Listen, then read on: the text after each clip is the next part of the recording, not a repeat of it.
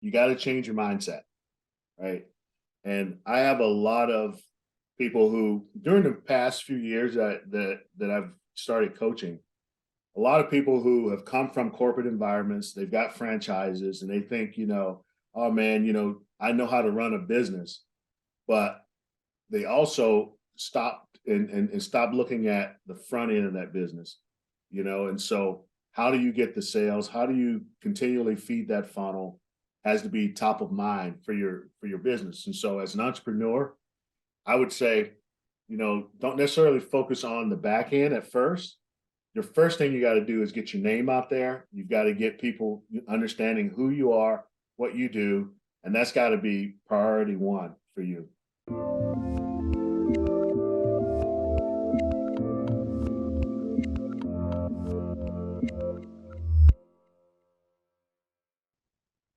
Hey everyone, this is Devin Miller here with another episode of The Inventive Journey. I'm your host, Devin Miller, the serial entrepreneur that's grown several startups into 7- and 8-figure businesses, as well as the founder and CEO of Miller IP Law, where he helps startups and small businesses with their patents and trademarks. You ever need help with yours? Just go to strategymeeting.com, grab some time with us to chat. We're always here to help. Now, today we've got another great guest on the podcast, Ramon Ware. And Ramon grew up in Alabama. And her father always wanted to have his own small business, but wasn't able to. But kind of served as an inspiration to Ramon later on. Ramon went to the military for about 9.5 years, then went into the wine industry and worked for a few different companies within that industry. COVID hit, and it decided it was a time for him to pursue his own business, and did just that. And he'll provide us a bit more details on that. So, with that much as an introduction, welcome on the podcast, Ramon. Hi, Devin. That's great to be here. Thank you. Hey, excited to have you on and have a great conversation. So I just gave kind of the quick walkthrough or overview of a much longer journey, but why don't you tell us or rewind a bit and tell us how your journey got started growing up in Alabama? Well, growing up in Alabama was definitely a great opportunity to explore different things, right? And so the thing about Alabama is that you get to be a country boy, but you also get to experience some of the big city things. And so, I grew up, we had about an acre that we farmed, and, we did a lot of firewood for our wood fireplace. So did a lot of work as a kid is what it came down to. And I decided now, my wife has a garden and I refuse to do any gardening. I've done enough of that. So now rewinding just a bit, because married probably comes after the growing up and going into the military and those type of things. So you grew up, in Alabama, got a variety of different experiences. Now, as you were coming out of high school, if I remember right, did you go straight into the military? Did you do any college, or kind of how did you make that decision on coming out of high school? What would be the next step in your journey? So coming out of high school, I was fortunate enough to get an appointment to the Air Force Academy.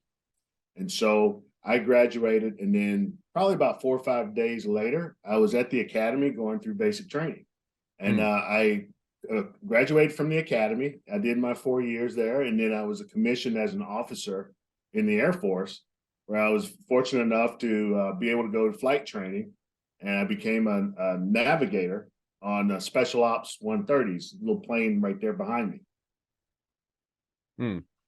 So now, what kind of made you decide, or what made you decide to go into the military route? Was it always, or wanted to serve your country, always, or had an interest in airplanes, something else, or kind of what took you in that direction and kept you there for almost 10 years?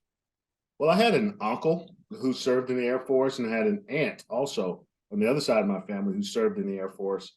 And so coming out of high school, when I was looking at all my options, the fact that I was, if I could get into an academy, not only would they pay for my education, they also paid me to go there, right? And so it was too an attractive an offer. And once they accepted me, I was like, yeah, I got to make this work, because plan B just doesn't work for me. So now you went into the military and you're there, as I said, for it sounded like 9.5, 10 years. As you're coming out of the military, how did you decide kind of what was the next? First of all, I guess let me rewind and ask the question. What made you decide that, your time was up in the military, and how did you decide what to do next from there? I was in the a training base my last assignment. And so I was there for about 3 or 4 years, and I really got used to being home and being with the kids. I had 3 kids at that time, and go fly, come home, and I'm there, pick the kids up from school, that type of thing. It was really nice. And I was coming up on, it was time for me to go back operational. And so when you're operational, especially in special ops, you probably spend about 200 to 250 days a year on the road. And it's just like, I don't want to do that to my kids. And Hmm. so I decided that, I probably need to start making plans. So I went and got my MBA while I was still in the Air Force. And I started teaching some night school classes.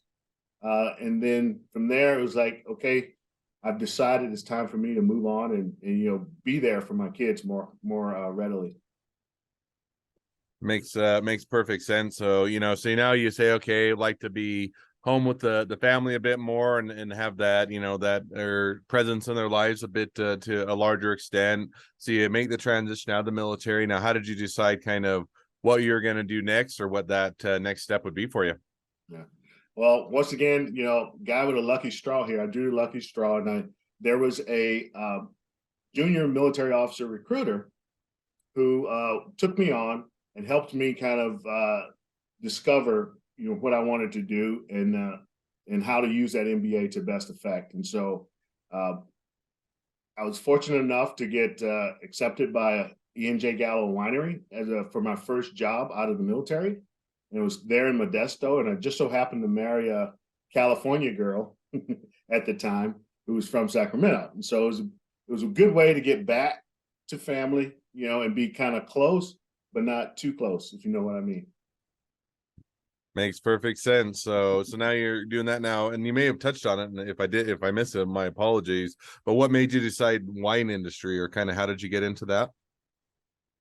So it was one of those, life has a way of just things just kind of happen, right? So I'm at this conference where I'm interviewing with a lot of different companies, and I go into this one interview for Gallo. The gentleman sitting across the table from me starts asking me right off the bat, "Do Charlie?" I go, and I give the last name, and he's like, "Yeah." I was like, "Well, I just got off a flight with him a few days ago." He said, "Do you know Pat?" I go, "Oh yeah, I know Pat." And we spent probably, there was a 50-minute block. We spent 45 minutes talking about all the people we had in common and from the military, because Hmm. he was a navigator as well. And so at the end of the day, I finally said, I really want this job. And he goes, "Oh, don't worry about that. You're coming back to Modesto." And so that started it right there. Someone that I had something in common with.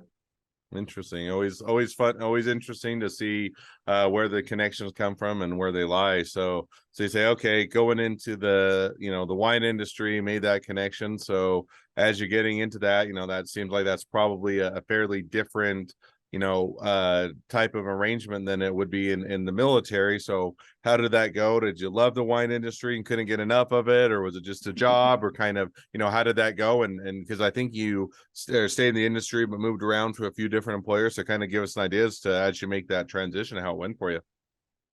Yeah. So, starting out at Gallo was a great opportunity because there are certain companies and industries that kind of feed the other companies because they're so well at developing their employees. And so that was the one thing, that was the strength of E&J Gallo Winery, is that you got exposed to a lot of new things, a lot of things that were happening. And so as I took that job, I spent a lot of time working with winemakers, working with strategic planning and also developing models to help us figure out exactly how much wine we had and where Hmm. we could use it most effectively. From there, I went into purchasing while I was still at Gallo. So I became a certified procurement manager there and did procurement for about a few years there. And even in procurement, I did multiple areas. And so I got to expand the broadening that I needed to move up as I moved in the company. The last thing I did at Gallo, I was a Lean Six Sigma black belt. And so because of that, I really got to work on some really cool projects and save the company a good boat of money, and decided to take that and move it to another company And so I moved to another winery. It was one of the fastest growing wineries.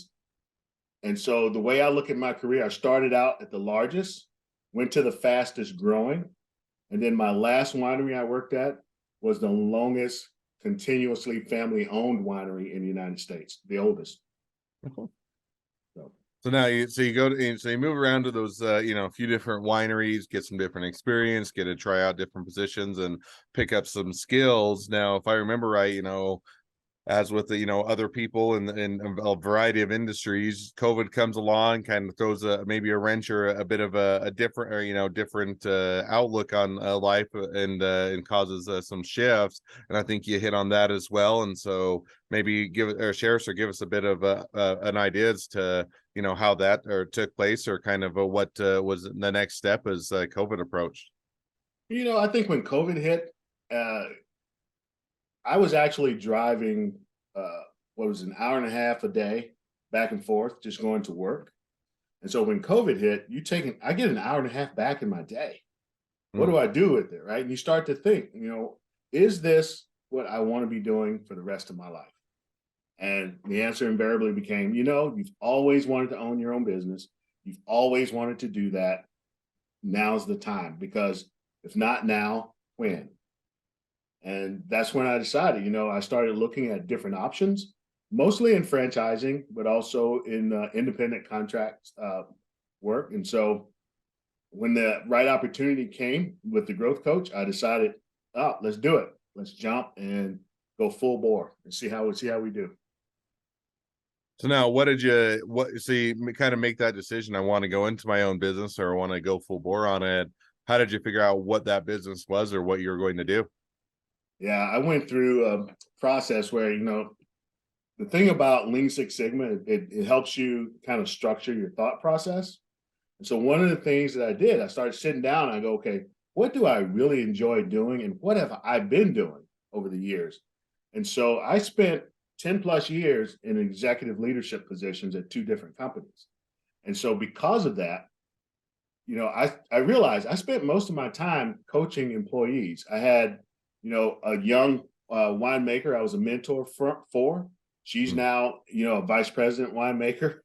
I had other people that I mentored, and I see them now moving. They moved up really well in their organizations.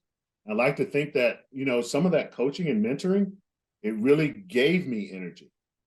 And so because it gave me energy, it's like, man, that's what I should be doing, because, it's a natural fit for me. And I think the best thing that happened to me is once I launched my business, a former colleague said to me, that is a perfect fit for you and your personality. And I was like, okay, made the right decision. Let's go. So no, and that makes perfect sense. So now, so you say, okay, hey, this is a good opportunity. Maybe the timing's right. All the things kind of line up. So now, as you're going through that, and you're saying, okay, jumping over, starting a business, how did it go? Was it a rocket ship to the top and just had more work and more money than you knew what to do with? It was a slow go, still figuring things out, still moving forward, or kind of how did that go for you? A humbling experience, Devin. It was a humbling experience. So I spent most of my career in, operations. And so now it was, oh, well, now I got to do sales and marketing. So I had to basically turn on a completely different part of my brain when it comes to running a business. So the back end to me is really easy. The front end was like, oh, I got to learn everything all over again. And, I started reaching out to people who did sales across the desk for me over the years that I really respected. They gave me tips and pointers, and started reading more books on sales and marketing. And so it was not a ride to the top. It was a slow putter and a lot of anxiety and a lot of, this has got to work. So I need to make this work somehow. No, and I think that's how I think one is there's always a bit of naivete that goes into starting your own business. Everybody thinks it's going to go quicker, going to be less expensive, and a lot smoother than it is for everybody else because you're always the exception. Then you get into it and you find out you're not the exception, and there's always a lot more work that goes into it. But so you start out and you have to, and probably still continuing to figure things out and grow and expand and continuing to do, but catch us up over the last year and a half or 2 years or since you made the jump, where how are things gone, where are things at today, and kind of where do you see things going? I think the one thing that really helped me is that when I first started my business, one of the advice that we had in our franchise was you need to be in community. And so first thing I did, I joined the Rotary, I joined the Chamber of Commerce. I really started trying to be in community as much as I could at that time because we were still on the tail end of COVID here in California. And California was probably, I'd say, uh, closed longer than most states were when it came to Mm. COVID. And so, they didn't necessarily encourage people to get together. But, I started attending every mixer I could. I attended every Rotary meeting I could. And so through that process, I got to learn more about the community that I had actually been living in for over 12 years. And really the key to me was I was spending so much time traveling out of the community every day to go to work. I was never really in community. And so it was like starting from square one. Mm. So now so now with that in mind, give us an idea, kind of looking out to the next 6 to 12 months, where do you see things headed, or kind of what's that trajectory for you? Right. Quite honestly, it's one of those. I just did my end of year planning. And so I went and spoke with some of the people at my franchise because I was like, have any of you experienced exponential growth? And they were Hmm. like, we all do. He said, it's because it takes about a year and a half to 2 years for people to get to know you, to get your name out there before they actually start thinking about, maybe I could use this person as a coach. And Hmm. so that was the thing. And so my plans going forward showed that, yeah, it's going to be great growth here, but I've got to be able to deliver the results for my clients. And so for me, that's my number one focus is on delivering the results that the client needs, Hmm. and the growth will come. But I anticipate it should be enough to where, I'm not struggling. I don't, and that's what I'm looking for. Well, it sounds like it's a good trajectory to be on, and hopefully a good path forward. So, well, now as we've kind of caught up to the present day of your journey, and even looking a bit into the future, great time to transition to the two questions I always ask towards the end of each episode. So the first question I always ask is, along your journey, what was the worst business decision you ever made? What'd you learn from it? Wow, great question, and I'll tell you why. I thought about this for a long time, and so towards the end of my career, I made a jump to another company, which was in the cannabis industry.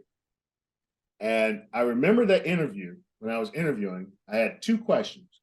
The first question I asked was, how is supply chain doing against their budget? And the chief operating officer kind of him and hawed, never really gave me an answer. And I asked another question was, how much runway does this startup currently have? Once again, he him and hawed and didn't really give me an answer. And so I was so focused on the equity part of the position that I did not pay attention to those two key red flags. And Hmm. so I made a decision. I jumped into the business, and for 2 years, it was a struggle, but I learned a lot about startups, right? And one of the things that was another reason I wanted to make this jump into this industry is because I wanted startup experience. I didn't have any. I've Hmm. always worked for uh, privately held, family-owned wineries, and so this opportunity to work in a company that was, seeking investor money and growing and starting from scratch was really a great opportunity to learn, and that's what I used it as. But it was definitely a bad decision. I should have listened to those red flags.